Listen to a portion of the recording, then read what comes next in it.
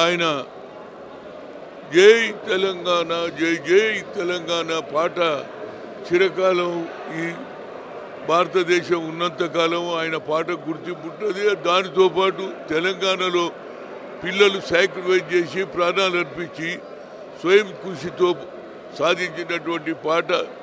ఆయనను చనిపోయిన ఎక్కడ కూడా ఏడ ప్రోగ్రాంలు అయినా, ప్రభుత్వ ప్రోగ్రాం కానీ అండర్ ప్రోగ్రాంలు అయినా, ఏ విధంగా అయితే నేషనల్ జనగణమన ఏది ఉంటుందో అదేవిధంగా తెలంగాణకు ఈ పాట రాసి ఎవరైతే సాక్రిఫైస్ చేసిన వాళ్ళందరినీ కూడా గుర్తింపుగా ఆయన పాట రాశాడు. గత ప్రభుత్వం పట్టించుకోలే, సాక్రిఫైస్ చేసిన వాళ్ళ గురించి ఆలోచన లేదు.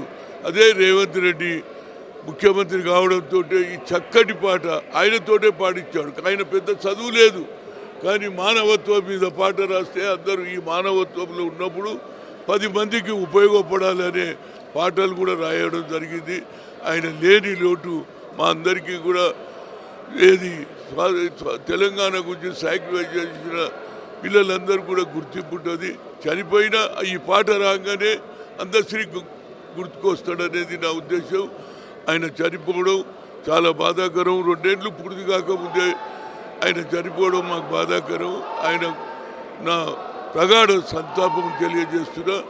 ఈ తెలంగాణ ప్రదేశ్ ఉన్నంతకాలం అందశ్రీని ఎవరు మరవరు. ఆ పాట రావడంతోనే ఇది మన అందశ్రీ పాడిన పాట అని అందరూ అభినందిస్తున్నారు. ఆయనకు నివాళులు అర్పించడానికి వచ్చి ఇంత తొందరగా చనిపోతాడు అనేది మేము ఎక్స్పెక్ట్ చేయలే. కానీ ఆ బాధ అయితే మాకు